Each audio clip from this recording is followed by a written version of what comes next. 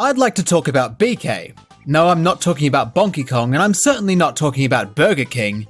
Come on, really? Did you really think I was going to be talking about Burger King? What on earth made you think that? It's not even called Burger King in Australia. Here it's called Hungry Jack's. So why would I even want to talk about Burger King in the first place? Honestly, what a ridiculous thing to expect. You should be embarrassed and ashamed. No, I'm talking about Banjo-Kazooie. Wasn't that a great game? I absolutely adored it. It was as lovely and endearing as a happy young puppy swimming in Neapolitan ice cream. Among classic platformers, Banjo-Kazooie is certainly one of the greats. It was enchanting, captivating, and most importantly, fun. The adventures of the bear and bird duo did not stop after one game. Kazooie's name was shafted in favour of a lackluster pun, which contributed to the creation of Banjo-Tooie, the sequel to Banjo-Kazooie. I was familiar with the first game before I played it, but with Banjo-Tooie, I knew absolutely nothing. My experience with the game was completely blind, so I had no idea what I was in for. There's a phrase that I think all of us can relate to at some point in our lives. You never know what you have until it's gone. It means that when we take things for granted, we only realize how much they mean to us when we lose them. It could be a family member that has passed away, it could be a treasured item that's been stolen, or maybe your dog drowned while swimming in some Neapolitan ice cream. Loss is something we all have to deal with, it's just a part of life. But this feeling of loss, of grief, of sadness, is not something I thought I would be feeling while playing Banjo-Tooie. Banjo-Kazooie was a fantastic game. Banjo-Tooie isn't. I don't know how things went so wrong, but playing Banjo-Tooie sucked. I'm struggling to understand what happened here. Banjo-Kazooie was such a great game. It was simple, charming, and enjoyable. But it must have been a fluke, because the level of quality in that game is not represented in its sequel at all. Banjo-Tooie is awful, and I'm going to tell you why Banjo-Tooie is awful, and you're going to listen and accept the fact that Banjo-Tooie is awful, and you're going to tell everyone you know that Banjo-Tooie is awful. We can't let this game's crimes against Banjo-Kazooie go unpunished. We'll get into what Banjo-Tooie's crimes are a bit later. I want to start with the story and presentation, because they're what I took notice of first. The story and tone of this game are so different compared to the first one. In the first game, the story was a cheeky and lighthearted tale about an evil witch who wanted to become beautiful.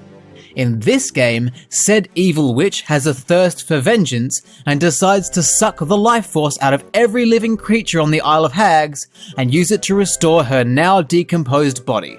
But before she even gets to that, she wanders over to Banjo's house, destroys it, and kills Bottles. Not in a funny, cartoony sort of way, she just blasts him with magic and he's fucking dead. And she's not even rhyming anymore. The whole vibe of this game is a lot more sinister and mature, I suppose. And I don't really like it. It doesn't fit. It doesn't work. It's not that I'm scared. I'm a big boy. I don't even sleep with a nightlight. But being darker and edgier just isn't working here. The first game was very charming. The story was like a classic fairy tale. The googly-eyed talking objects were endearing. It had a great personality. In Banjo-Tooie, they kept the same aesthetic and characters, but completely stripped the world of that charm and replaced it with a more serious tone. And I think it was a mistake. Imagine if Leonardo da Vinci painted the Mona Lisa, and then followed up that amazing piece of artwork with the Mona Lisa, but this time she's holding a gun. It was a bad idea, frankly. To add to that, even though Banjo-Tooie's visuals and music are very similar to the first game, and they do look and sound great, I feel like they're a step down. I just think they lack the soul of the first game. The environments and characters seem less vibrant and lively, and the music is ever so slightly less memorable. Still great, don't get me wrong, but I think Banjo-Kazooie did it better. But enough about that, let's play the game already. The game starts off with a tutorial in a version of Spiral Mountain in which everyone who was friendly is now dead and the landscape has been destroyed. Doesn't that just get you all giddy and excited for a new adventure? In this tutorial, you relearn all of the moves Banjo and Kazooie had learned in the first game. We're picking up exactly as we left off, which is good. It would have been really annoying if Banjo and Kazooie had gotten amnesia in the 2 years between the first game and this game, and thankfully they haven't lost their edge. You'd think that 2 years of sitting on your ass playing poker would dullin your skills a bit, but these two are just as competent and comfortable to control now as they were back then. I don't think I had any issues maneuvering the duo, and that is something to be celebrated because I already know there isn't much else to celebrate in this game. After a pretty long cutscene and a whole lot of walking around, I finally got the opportunity to play a level. The first level, Mayhem Temple. And by the time I'd finished that level, I was concerned, because I already had an unexpectedly large list of problems I was seeing. Firstly, for a collectathon, there isn't much of an emphasis on exploring the level to collect things. Rather than having 100 music notes scattered about individually, here they're grouped into bundles, meaning even though the total number of notes in each level is the same, you're picking up fewer items, so there's a lot less collecting going on. Each level also has 10 Jiggies, which require you to complete certain objectives. In the first game, these were relatively simple, straightforward tasks that usually made use of Banjo and Kazooie's natural abilities, and were often fun. Here, in Banjo-Tooie, that is not the case. While a handful of Jiggies are simple things like sneaking up on a sleeping snake or defeating a bunch of bugs, the rest of the Jiggies in this first level involve some sort of strange gimmick, like transformation-based soccer matches, or taking control of Mumbo to then take control of a giant golem, and some Doom-esque first-person shooter segments. Doing that involved a lot of wandering around the large, empty space, and backtracking through areas you've already been through, but this time in a different form or as a different character. And I didn't even get everything because one Jiggy was locked behind a challenge that required a new move I hadn't learned yet. To put all this into perspective, the first level in the first game, Mumbo's Mountain, took me about 20 minutes to complete. All notes, all Jiggies, everything done in 20 minutes. Mayhem Temple took me an hour and a half, and I didn't even get everything. It took over 4 times as long. Was it satisfying? No, not really. Was it interesting? No, not really. Was it enjoyable? No, not really. After finishing the first level as thoroughly as I could, I needed to have a moment to myself. I went on a nice long walk and thought about what had just happened and everything I'd seen from Banjo-Tooie so far. I mean, this can't really be how they decided to follow up Banjo-Kazooie, can it? Did they really trade out fun, simple gameplay in a tightly designed level for boring, dull gameplay in a massive, empty level? Did they really drain the world of all its charm and not replace it with anything better? I just couldn't believe what was happening. After spending 4 months meditating in the mountains of Tibet, I convinced myself that maybe the game starts out a bit rocky, but gets better the more you play it. That's something that can happen, right? Just keep an open mind and push through. I look back on that revelation now and think, you bloody moron. Banjo-Tooie does not get better. It gets worse the more you play it. There are so many things fundamentally wrong with it that I don't even know where to start. I guess I'll start with the levels themselves. In Banjo-Kazooie, the levels were compact and dense and full of trinkets and collectibles. They were simple to navigate, rewarded exploration, and were fun to play through. The levels in Banjo-Tooie are the exact opposite.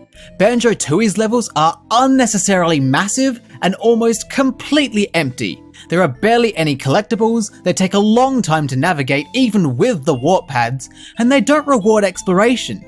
Every time I saw a little corner or a nook I hadn't explored yet, I thought to myself, oh, there might be something over there. And there never is. There's never anything there. It's just empty space surrounded by pointless geometry. I would forgive the level size if they were fun or interesting to traverse, but they just aren't. They have all this extra space, but it isn't being used. The levels have no reason to be as big as they are because there's nothing there. I would excuse the poor level design if the rest of the gameplay was decent, but it really isn't. I'm still completely dumbfounded at how they managed to fuck this up so badly. When it came to earning Jiggies, the first game was brilliant. The objectives were simple and fun, and they never took too long.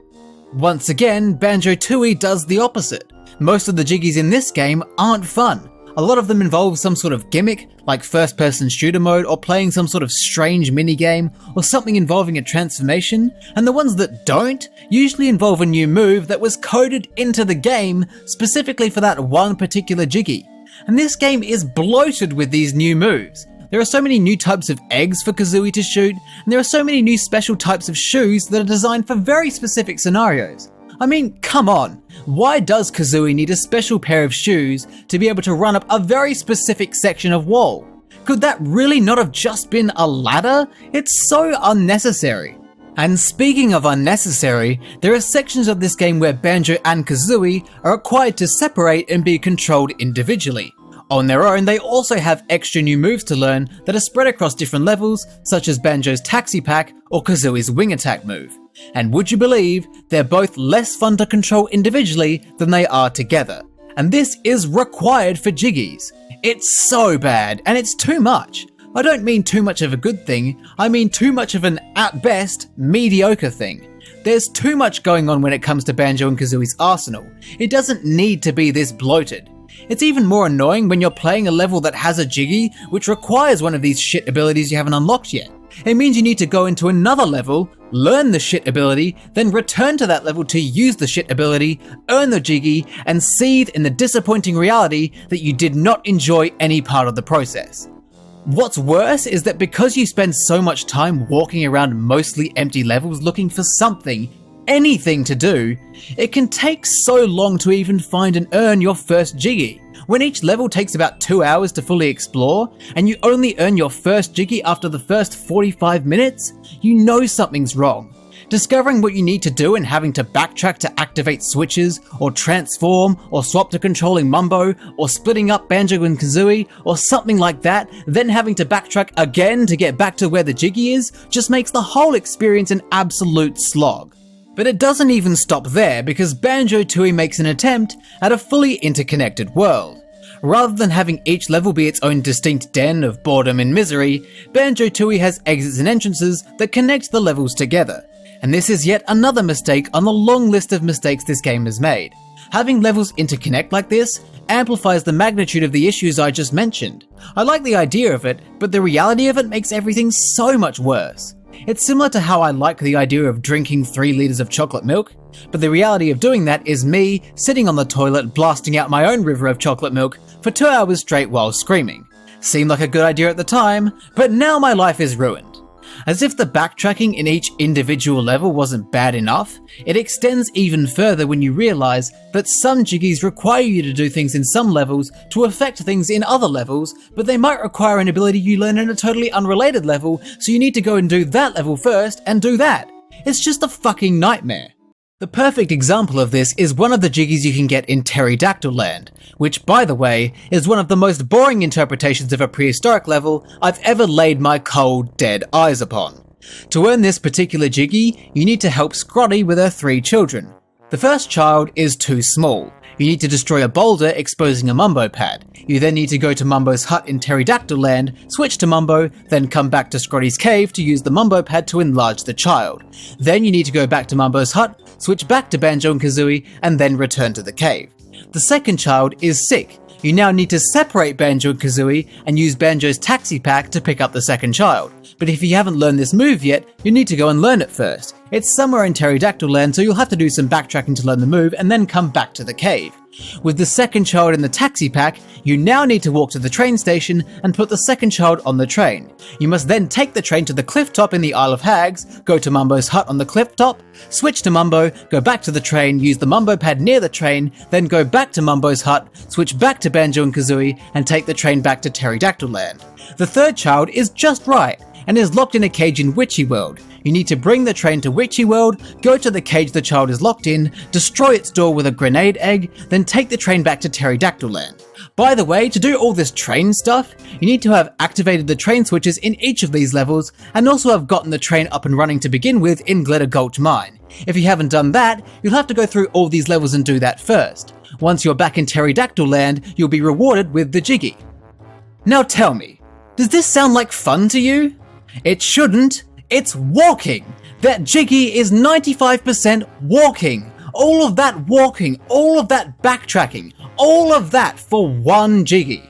With all of the new moves, weird gimmicks, expansive empty levels, convoluted Jiggy objectives, and the interconnectedness of the world, Banjo-Tooie is one of the most unnecessarily bloated games I've ever played. I can't believe how tedious it is. Now look, I get what they were going for. They wanted Banjo-Tooie to feel like an enormous, thriving world. But what they ended up making was a confusing and convoluted web of pathways connecting vast expanses of nothing with strange gimmicks and tedious Jiggies spread out across them. This is not a comparison I was expecting to make. but Banjo-Tooie reminds me a lot of Spyro Enter the Dragonfly. I think they have similar problems. They both have very big, generally empty levels with collectibles scattered across them, a lot of which require you to suffer through some kind of bullshit. But, and I can't believe I'm saying this, Enter the Dragonfly's levels and general collectathon experience are handled so much better. At least Enter the Dragonfly's levels have a decent number of gems lying around, so there's some reward for exploration. At least they don't require insane amounts of backtracking. At least you don't have 478 different transformations and techniques you need to unlock to actually make any progress. At least you can collect everything on your first time through, barring one exception in Dragonfly Dojo. It's so much easier to play and just enjoy. And for those who haven't seen me review Enter the Dragonfly, spoiler alert, but that game is shit. And by the way, Banjo-Tooie is supposed to be a platformer, but there's barely anything that resembles what I would call platforming. Like I've been saying, the majority of this game is walking, and if you consider walking to be fun platforming, then I don't think you deserve rights. Unless you're paralyzed from the waist down, I don't see why you would find walking so appealing. I reached my breaking point with this game in Grunty Industries. You can't even access the main part of the level through its main entrance. You need to enter it, activate the train station switch, then leave immediately and find another train station so you can take the train into the level proper. What the fuck is that? What's the point? Who tested this game and said, yeah, you know what, that was great. Good job, fellas, this is a brilliant video game experience. I'm rock hard at the thought of more gameplay like that. After playing Grunty Industries for an hour and a half and only having 2 Jiggies to show for it, I had had enough. I quit. I stopped playing the game. It's very rare that I quit a game completely before reaching the end. I even played Super Mario 64 all the way to the end, and that game makes my blood boil. I believe the only times I've quit a game like that is with Bubsy 3D and Crash Bash. But to be fair, I quit a lot sooner in Bubsy than here in Banjo-Tooie, so it wasn't that bad. But still, if I can't bring myself to finish a game, it's got serious issues. Seeing as I'm high on a rush of contempt and negativity, I may as well mention some other minor things that pissed me off. Fake Jinjos, they can fuck right off. I don't see the point of having something that looks like a collectible from a distance, but as soon as you get close it attacks you. What does that add to the game? All it's doing is giving players trust issues. Maybe if they were actual collectibles, I wouldn't have torn this game a second arsehole for being so empty. Oh well, too late. Aiming in first person, very finicky. The reticle moves erratically and it's hard to actually shoot eggs where you want them. This is especially irritating in the various boss fights that take place in certain levels, which also suck. And finally, Canary Mary's race in Glitter Gulch Mine. Mashing the button hurt my hand. I never want to see that big bird looking fucker ever again. I felt a lot of emotions over the course of playing Banjo-Tooie. What started out as excitement and hope became boredom, anger, disappointment, confusion, and sadness. But the one thought that kept popping up in my head was that I simply missed the first game. I missed Banjo-Kazooie. That's the game I wished I was playing. I missed the perfect simplicity of the gameplay. I missed the concentrated levels. I missed the charming world and characters. Banjo-Tooie didn't have anywhere near the same amount of magic as the first game. Now I'm left feeling hollow and unfulfilled. It's not what I expected, it's not what I wanted. I still can't really believe that Banjo-Tooie is awful. The first game was so good, so it's baffling how the quality took a nosedive in the second game. I've gone into pretty extensive detail about everything that's wrong with the game to justify why I feel the way I do, but I don't think I can sum it up concisely in a way that will accurately get my point across. So this time, I'd like to end with a song that will hopefully express how I feel. So, please enjoy as I perform Ode to Banjo-Tooie. Fuck Banjo-Tooie, you are fucking dog shit. You're worse than the first and you're making me sick. I can't be bothered dealing with your bullshit. It feels like being smashed in the head with a brick. I can't believe I thought that I would like you. You're full of crap and you're an all-around prick. I must relieve the pain I had to fight through, so get on your knees and suck my dick. The first time around was loads of fun. I never got annoyed. But this time around I'm fucking done. Honestly, I'd rather have hemorrhoids. Fuck Banjo-Tooie, you a fucking dog shit. You're worse than the first and you're making me sick. I can't be bothered dealing with your bullshit. It feels like being smashed in the head with a brick. This game makes me want to fucking scream. Your levels are empty and your gameplay's bland. I've seen more excitement in a pile of sand. A pile of sand. Don't get me wrong, I love expansive land, but this time it has gotten out of hand. Out of hand. You could have toned it down just a little bit. You went too far and now it's sucking shit. It's sucking so much shit. Now I have lost my will to live, I must admit. It got so bad I had to fucking quit. Start the game by slowly walking, keep it up, continue walking. You'll be done with all the walking when you reach the end. Walks galore, you will despise it. Walk some more, don't try to hide it. Walk until you start to cry, then do it all again. Ready? Fuck Banjo-Tooie, you a fucking dog shit. You're worse than the first and you're making me sick. I can't be bothered dealing with your bullshit. It feels like being smashed in the head with a brick. I can't believe I thought that I would like you. You're full of crap and you're an all-around prick. I must relieve the pain I had to fight through, so get on your knees and suck my dick.